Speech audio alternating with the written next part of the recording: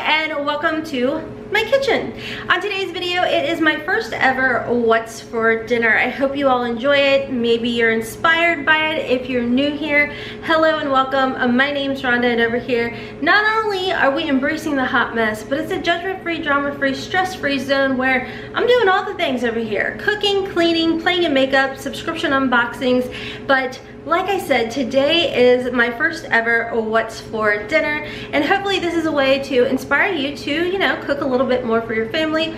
I'll be honest, I was queen of DoorDash for 2021, and that's expensive. So now I am in the kitchen making my family some meals. I will be upfront and honest with you all. I'm not a huge fan of cooking, and I need it to be quick and easy, or else the ADHD kicks in and I'm out. So all of these meals that I'm going to show you from here on out every week or every other week whenever I upload these will be quick, easy, and budget-friendly meals. So let's go ahead and jump on into this week's What's for Dinner.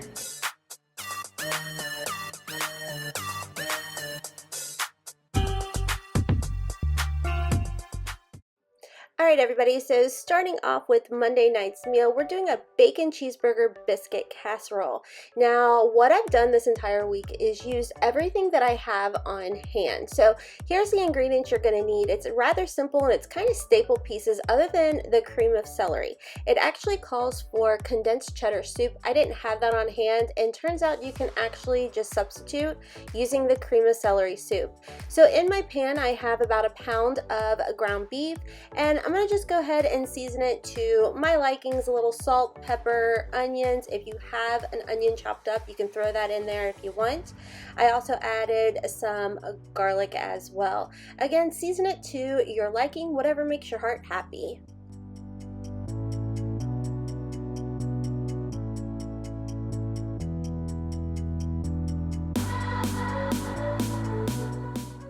While my ground beef is cooking, I'm going to go ahead and preheat my oven to 375 degrees.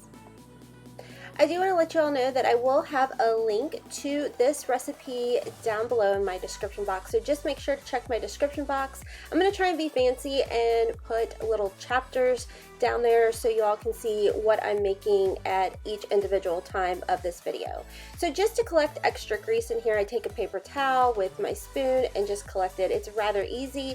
Then I'm going to go ahead and add a can of cream of celery. Again, it calls for cheddar soup, but I had to substitute it.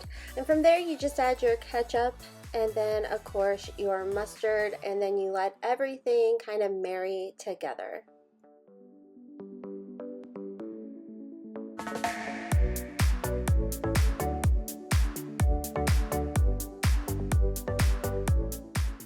After we let that sit for a little bit and marry together, you go ahead and add your bacon bits. Now, I used a whole bag. You're actually supposed to keep about 1/4 of the bag behind to put on later on for the toppings. I was actually being extra here and trying to crisp up the bacon. It didn't really work, but don't worry about it. Just go ahead and mix all of that together.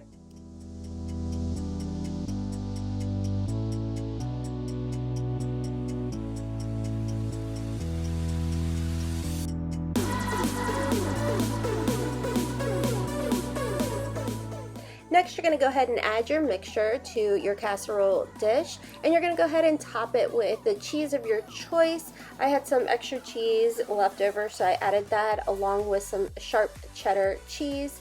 And after you go ahead and layer your cheeses up, you're going to go ahead and add some of your bacon bits.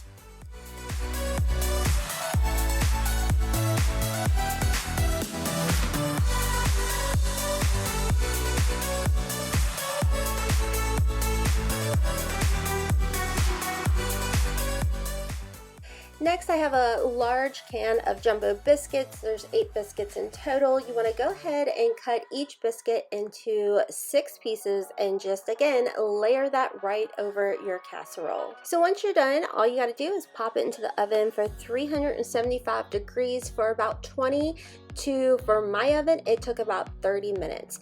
This was a hit. Everyone in my family loved it. Matter of fact, I was talking to my sister-in-law about it, and she ended up making this for a friend of hers who had just recently had a baby, and it was a huge success. And just a disclaimer, no, you're not going to see it served up with anything, but just know there is a veggie tray there that everybody can pick from, or of course you can serve it up with a nice little side salad, whatever floats your boat. On to Tuesday night, we're having tortellini and pasta sauce. Now, I have seen some recipes where people put some Alfredo sauce mixed in with regular old tomato sauce together. I figured, why not try it? Also, in my freezer, I did find some ground pork, so figured, why not season that up? We'll add it to the sauce and we'll make our own little concoction. That's what I did, and surprisingly, it turned out pretty good.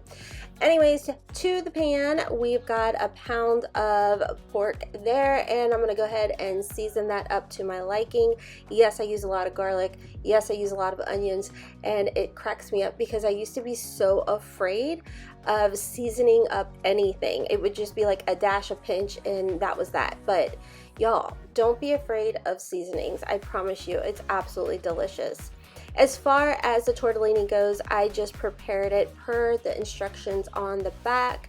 And once I got my ground pork totally cooked up, I added what little bit was left. You'll see it's not much of the Alfredo sauce. It does have pesto in there, so I thought it would give it a nice little zest. And then I started mixing in some of the tomato sauce. In all honesty, you really couldn't taste that much of the Alfredo sauce because there just wasn't that much left. So anyways, go ahead, mix all of that together, and then bam, this is what you get. It actually went over really well. Again, veggie tray is laid out for everybody to snack on. Wednesday night, this mom was getting tired, and again, we're doing quick and easy. This was the kids' first week back to school from Christmas break. We're making chicken quesadillas and rice, and it's super easy, friends. I have instant rice. We've got canned chicken. I get this from Costco. I use 2 cans of it, and then a pack of taco seasoning you can pick up really inexpensive at Aldi's. So to my pan, all I do is add butter, and then I'm going to add 2 cans of the chicken breast. This is to feed our family of 4. We go between 4 to 6 members of our family, but most nights I'm cooking for 4 of us. So I add my 2 cans of chicken to the pan, and all I do, y'all, is I pretty much drain most of the juice out of the cans and just leave a little bit behind, just so the taco seasoning and those chicken juices can kind of marinate together. As far as the rice goes, I just, cook the rice according to the directions.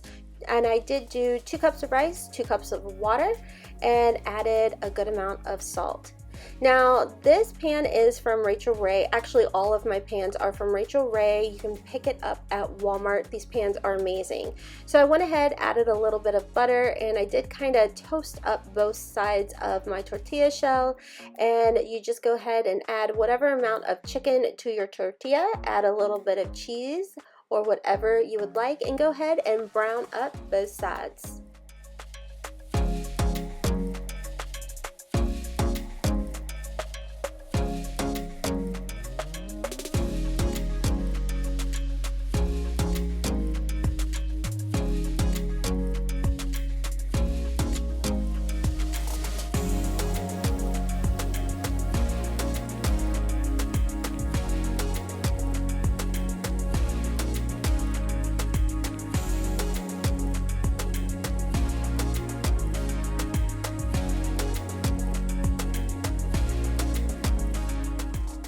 Now, once my rice is done cooking, I add a good handful, probably, I don't know, a cup to a cup and a half of cheese. Again, this is kind of like to your liking, whatever salsa you'd like.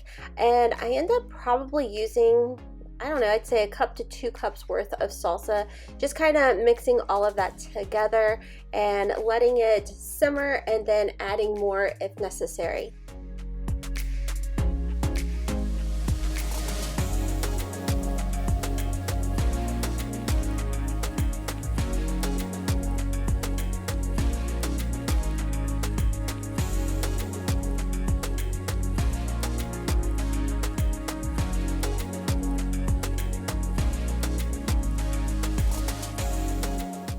And of course, serve it with a side salad or veggie tray, whatever you'd like, but my kids absolutely love this quick and easy meal. On to Thursday night, your girl was exhausted, so the hubs brought home some Guthrie's chicken for myself and the kids. We had 5 to feed this night, so shout out to the hubs, greatly appreciated.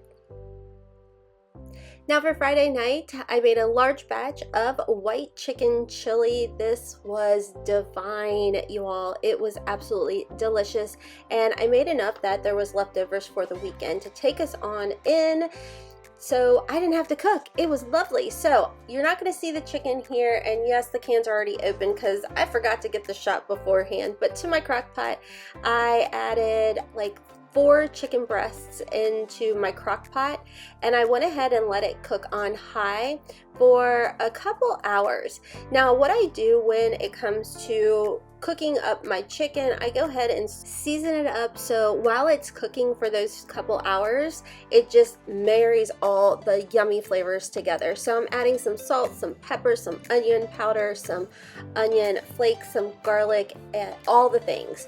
And then instead of adding water, I like to go ahead and add some chicken broth to it. I mean, you do you however you want. You don't have to do that step, but it's just something I do, and I feel like it gives the chicken some extra flavor when I go to shred it up.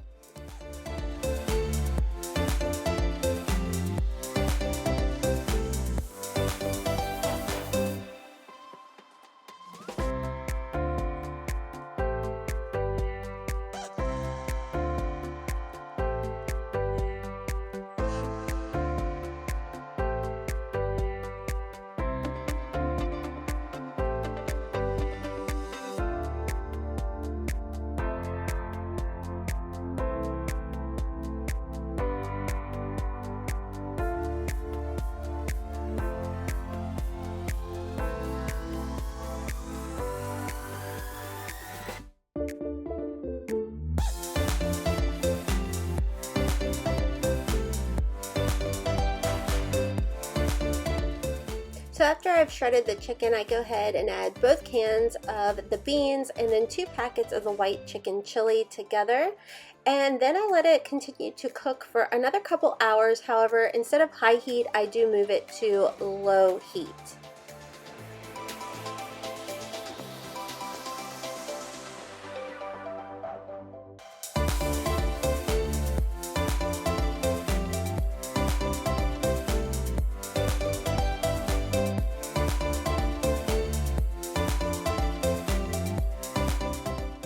This was the perfect dinner. It had been so cold. We actually got a dusting of snow, so this was perfect to warm our bones. So of course you can go ahead and top this however you'd like. We just chose to use some sour cream, cheese, and of course some chips for that added crunch. This was delicious, and of course we had it all weekend to munch on, so highly recommend. Super easy. Anyways friends, this is everything for this week's What's for Dinner. I hope you all enjoyed my first ever video. Make sure to stick around. I do plan on doing some more of these, and until next time, I'll catch you in the next video. Kisses from Kentucky.